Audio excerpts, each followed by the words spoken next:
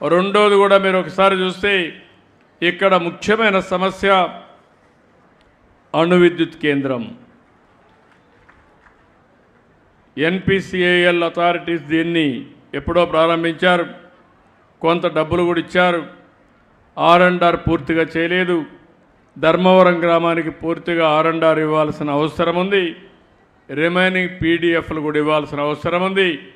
ఈ రెండు ఇప్పించే బాధ్యత R&R, అదేవిధంగా రీహాబిలిటేషన్ మేము అందరికి ఇప్పించి రెండూ చేసే బాధ్యత ప్రభుత్వం తీసుకుంటాం. తొందరలోనే ప్రారంభిస్తామని చెప్పి కూడా నేను మీకు తెలియజేసుకుంటూ, ఇప్పుడు ఇక్కడ బంగారు కుటుంబాలు అదే సమయంలో మార్గదర్శకులు తీసుకొచ్చారు. నేను ఒకటే మీ అందరికీ విజ్ఞప్తి చేస్తున్నా, పేదవాళ్ళు శాశ్వతంగా పేదవాళ్ళుగా ఉండడానికి వీలు లేదు. అందరం మనుషులమే. మొన్నటి వరకు మన ఈశ్వరరావు గారిని చూశారు మీరు. ఈరోజు ఆయన మీతో మొన్నటి వరకు తిరుగుతూ ఉంటే ఎమ్మెల్యే అయ్యాడు. అవకాశం వచ్చింది, అందిపుచ్చుకున్నాడు. అప్పలనాయుడు చూశారు, ఓ కార్యకర్తగా MP అయ్యాడు. రామ్మోహన్ రెడ్డి గారు చూశారు, ఒక కేంద్ర మంత్రి అయ్యాడు. అంటే అవకాశాలు వచ్చినప్పుడు అందిపుచ్చుకుంటున్నారు. మేము కూడా మీ మారిగా మనుషులమే. మేమేదో ఆకాశం నుంచి ఊడిపడలా. మేము కూడా సాధారణ కుటుంబాల్లోనే పుట్టాం, కష్టపడ్డాం, ఆలోచించాం, అంచెలంచెలుగా ఎదిగాం.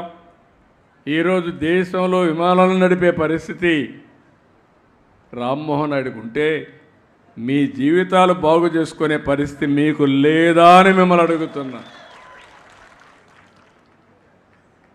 తండ్రి చనిపోయినప్పుడు నేను ఒకటే చెప్పాను, మీ తండ్రి చనిపోయాడు, చాలా నాకు ప్రాణమిత్రుడు, రైట్ హ్యాండ్గా ఉన్నాడు. రామ్మోహన్ నిలదొక్కోవాలి, కష్టపడాలి. యంగ్స్టర్ అంటే 3 నెలలు సైకిల్ యాత్ర చేసి ప్రజల ఆదరణ పొంది మూడోసారి ముచ్చటగా MP అయి కేంద్ర మంత్రి అయ్యాడు.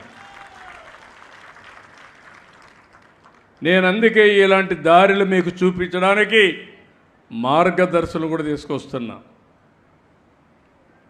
ఎవరైతే జీవితంలో సక్సెస్ అయిన కొంతమంది వ్యక్తులు ఇప్పటికి కూడా చారిటీ ద్వారా, NGO ద్వారా ఖర్చు పెడుతున్నారు. విద్య కోసం, ఆరోగ్యం కోసం, గ్రామాల రోడ్ల కోసం ఈ ఖర్చు పెడుతున్నారు. నేనే ఒకప్పుడు ఒక పిలిపిచ్చాను, జన్మభూమి పిలుస్తుంది రా, కదిలిరా అంటే ప్రపంచంలో ఉండే అందరూ వచ్చి వాళ్ళ గ్రామంలో స్కూల్ బిల్డింగ్ కట్టారు, వాళ్ళ గ్రామంలో రోడ్లు వేశారు, అన్ని శ్మశానాలు కట్టారు, అన్నీ చేశారు.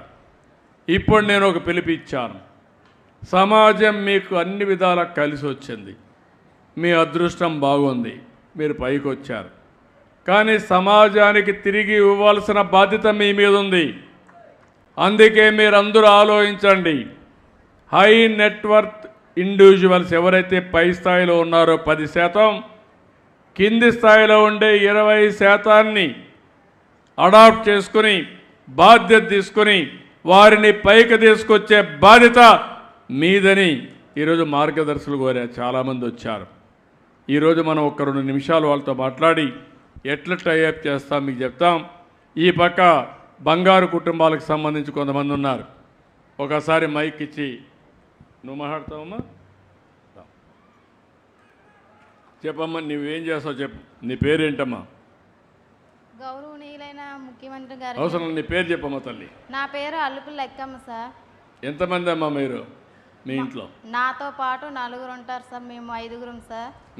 మా అత్తగారు, మా హస్బెండ్ గారు, పాప, బాబు, నేను సార్. పాప ఏం చేస్తుందమ్మా? పాప ఫస్ట్ క్లాస్ చదువుతుంది సార్.